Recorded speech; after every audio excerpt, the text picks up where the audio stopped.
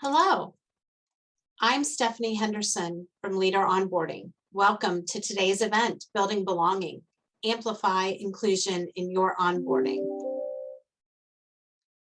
By the end of our conversation today, we hope you'll agree that feeling a sense of belonging is important to new hires and the organization. Organizations can help new hires feel like they belong. There are a number of ways to include new hires, and some organizations have great ideas. Here's why building belonging for new hires is so important right now.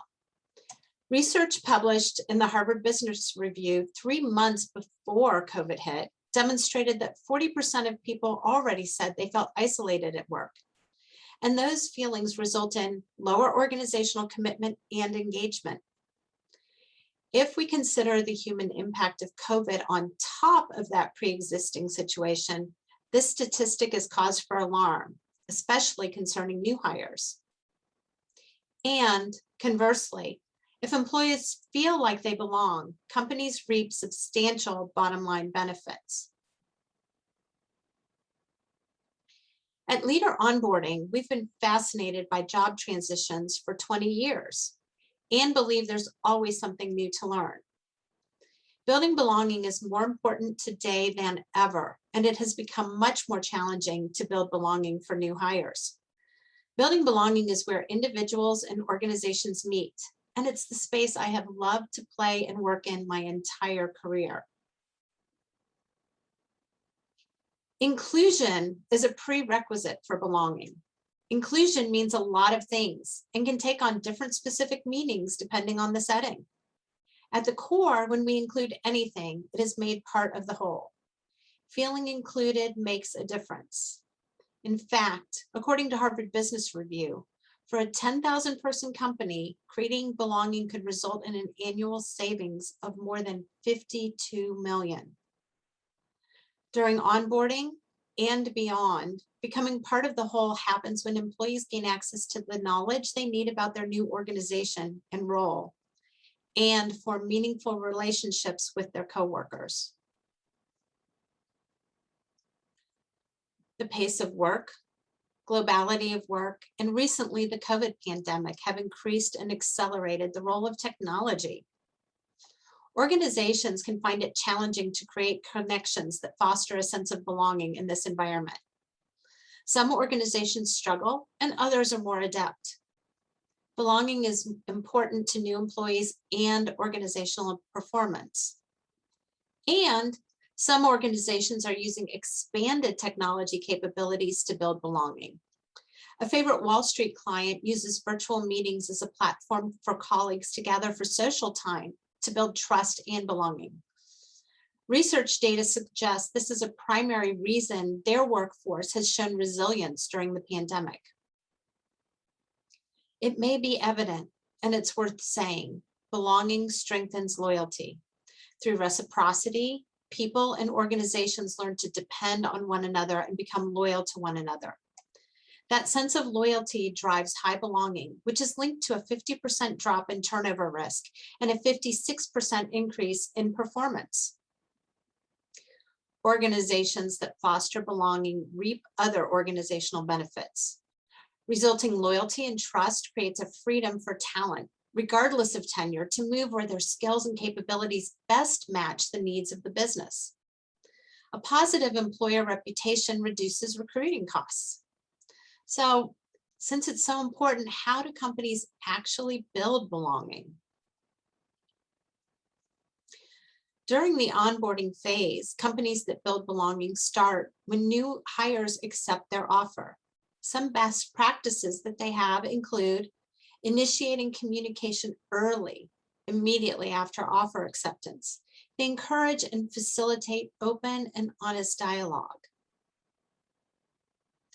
Best-in-class companies make new team members feel valued by treating onboarding as a learning process while highlighting their early contributions. This visibility signals their membership in the inner circle. Inclusive onboarding strengthens relationship building. Far beyond the traditional meet and greet, it's about building a foundation for collaboration. Knowing and trusting colleagues is how high quality work gets done. For instance, at Twitter, new hires are placed close to key members of their team and their desk is already set up for them. They can readily collaborate with coworkers who can make a difference. Importantly, companies that prioritize equal access to knowledge, relationships, and feedback for all new colleagues create a stronger sense of belonging for diverse new hires. And inclusive onboarding focuses on how the work really gets done, how decisions are made, and who to go to for what. That strengthens ties within a work unit and reduces the likelihood of missteps. The social media platform Quora is all in with mentoring. They expect mentors to reduce their own productivity by up to 25%, creating the time and space in their day to help the new hire. All of this creates a strong case for inclusive onboarding. Now, on the flip side, exclusion has costs. A research study by BetterUp found that exclusion within a team resulted in feelings of resentment and decreased effort from excluded members, even occasionally provoking sabotage. So starting inclusion from the beginning helps new hires feel like they belong. It makes a difference. So to help even new folks feel included and like they belong, we rely on our proven approach. Our applied research with our clients for over 20 years demonstrated something that still holds true. Organizations who successfully build belonging so new hires succeed and stay focus on the big three: knowledge, relationship, and feedback to draw new hires in and help them feel like they belong. Helping new hires acquire the knowledge needed for successful job performance, everything from understanding performance expectations or historical context to current business conditions and plans for the future, helps prevent missteps and provides a foundation for needed quick changes. Cisco Systems, listed as #1 in Fortune magazine's top 100 companies to work for, provides an extensive portal for new employees that covers culture, inclusion, and access to tools for success. Building relationships contributes to collaboration and teamwork, up, down, and across the organization. Relationships draw people in more deeply, resulting in easier and better performance, results that make a difference, a sense of reciprocity, and satisfaction that causes people to stay. Getting relationship building going in a way that works for your company might take a few tries. When trying to keep engagement with new hires going during COVID, Branch, a fintech company, replaced regular in-office happy hours and coffee breaks with video calls, inviting the whole company. And that didn't work.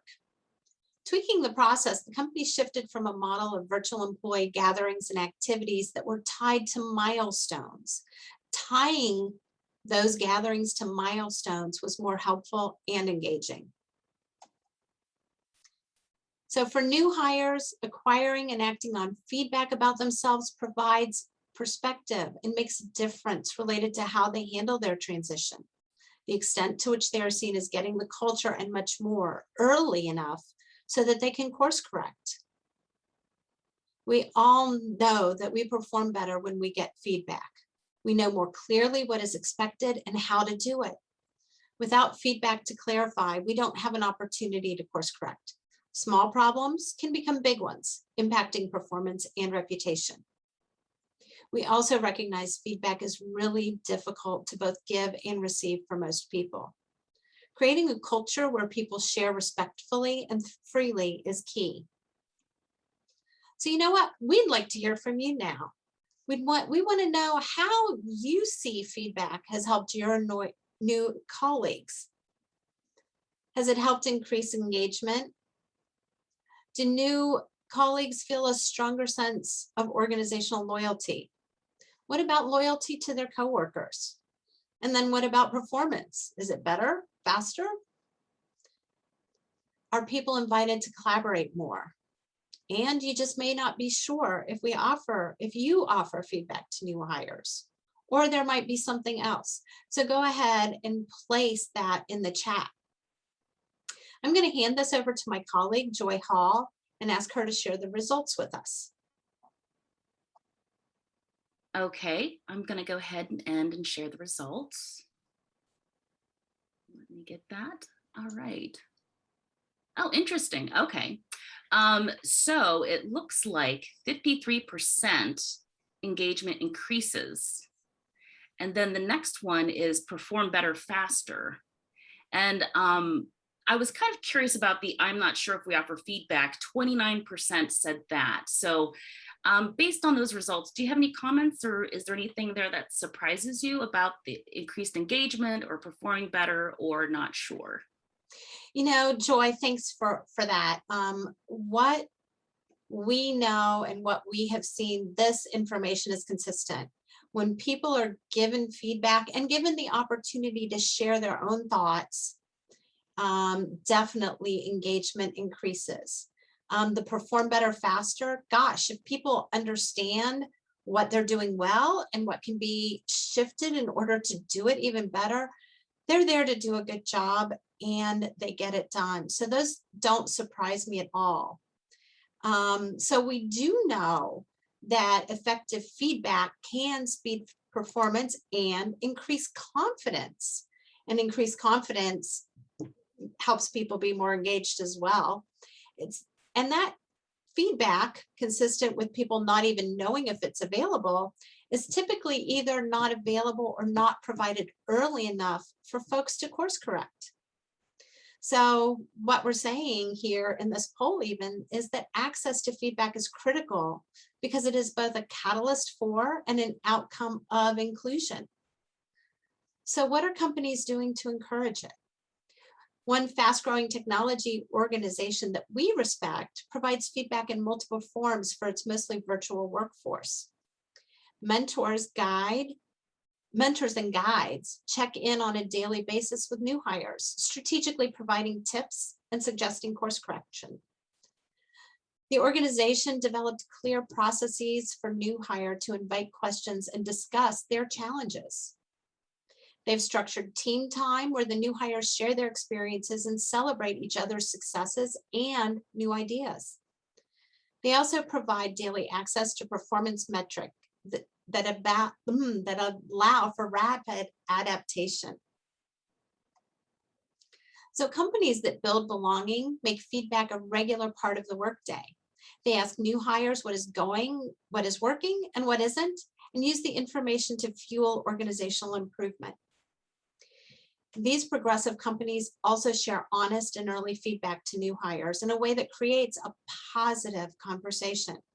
By doing this, they model and support communication that helps people freely share what's working and what isn't, as well as those new and exciting ideas. So if most companies and people struggle to provide helpful feedback to their new colleagues, doesn't that suggest we should be doing it on purpose? So you might be asking yourself, what can I do to make feedback part of that onboarding process? You could schedule check-ins with new hires. And you know what? If you're a new leader, taking the initiative to schedule check-ins with your team models that communication as well. Ensuring new hires have access to colleagues and their experience also helps. And here at Leader Onboarding, we've built expertise and invested in extensive research in a way to deliver meaningful and high impact feedback. Level set early feedback measures the right things. It offers respectful, supportive guidance. It has resources for taking the right action in the right way. And as a tool can foster a culture of broader two-way communication because it's asking a broad set of people. Companies that regularly use level set evolve a culture of communication and transparency that benefits all. We'd like to invite you to join us to learn how and be able to use level set early feedback to build belonging. It checks many of the feedback boxes that provide the foundation for a sense of belonging. And because feedback is important in this, we want to make it easy to provide to new leaders. So we want qualified facilitators who are equipped to provide expert delivery of the feedback and information that is grounded in research and helps your new leaders target their action for greatest success. So we've placed the link to register for our next qualification workshop in the chat window. And now what we'd like to do is open this up for your questions. Joy will be facilitating those questions. So Joy. Thank you, Stephanie. I did get one. Somebody posted a really great question. Actually, it was while we were doing the poll, and I thought this was really good. You had talked about milestones. The question was, how would you recommend connecting social events to milestones? So those can be specific celebrations for a work group, or even as you learn about when we're talking about new hires, have those be about the new hire themselves. Maybe, you know, you've brought a group of people in and it's their 3-month anniversary with the company and you want to celebrate them being on board and being a part of the team. Or maybe you learn something about a colleague that is worth celebrating. Maybe they just had a graduation or an event in their life that they've shared with a lot of people, and bringing people together to celebrate that makes them feel special. So there's all sorts of ways to do that in smaller work groups and get that cohesion going. And then you can cross-pollinate with other work groups. Those are good ideas. I like that. Another question. How early in the role should feedback be given? And what do you consider early in your early feedback? Wow, that's a great question. So what we know is there's a window of judgment. And that window of judgment is when opinions solidify about the new hire and they don't have more opportunity to change opinion based on course correction. So what we know is that you want to start the feedback process at 7 to 9 weeks. That gives people time to course correct and have those good quality conversations before that window of judgment closes. And that window of judgment is getting smaller all the time. That's a great question. Another one, why do you think feedback is uncommon for new hires? Wow, you know, first and foremost, we just don't want to hurt people's feelings. And we know new hires feel vulnerable. You know, that vulnerability makes us feel like, oh, I don't want to tell them anything that might sound like it's a criticism. And what we don't realize is what we're doing is giving people information so that they can do their job better and work in our environment better. So we're hesitant to alienate or hurt somebody's feelings, especially here in the Midwest. So we want to share more broadly and better with folks by giving them the feedback that they need. Excellent. And, you know, those are the only questions we have, but I just want to encourage people who are attending, if you have any other questions that come up after you leave the presentation, feel free to reach out to Stephanie. Actually, you know what, Joy? We had another question pop in. Oh, I'm sorry. You're finishing right. it up. So yeah. And okay. Do you feel that management and supervisors need training on providing feedback in order to have it give the right direction? Is this part of change management? What a great question. I believe it's more than change management. I believe that being able to provide feedback is a good communication tool, and giving people guidance, whether they're managers and supervisors or even just workforce people, is important. So yes, we want to provide training and provide tools that help people to give feedback. And so we want to think about feedback in its broadest sense. Feedback is also praising people for what's going right so they know to keep on doing it. Feedback is asking questions to help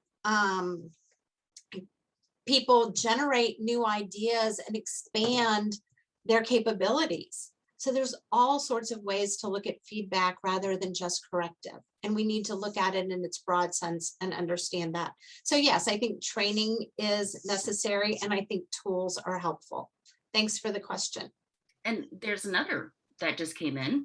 Can you comment on offering feedback to people or groups about whom you have less experience? So maybe uneasy because you're uneasy due to lack of experience. Oh, what a great, gosh, that's tough. So you're the new one to the group and you want to say, hey guys, I've had some experience here and learned this. And there are ways to do it respectfully. And there are ways to kind of say, to not meet the organization where it is, which is, like I said, like thing I like to say. You have to meet the organization where it is. So acknowledge, hey guys, this is going on. And there's a lot I don't know about this organization right now. So you may have already tried what I'm talking about out and it didn't work. But have you considered looking at this, taking a deeper dive? I've got some ideas if you'd like to hear them. Really respecting the organization and yet pointing out, hey, I think there's some opportunity here. So I hope that answers the question.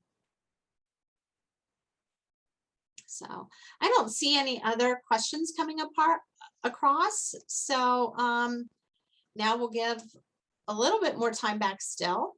And I want to thank everyone for joining us this afternoon.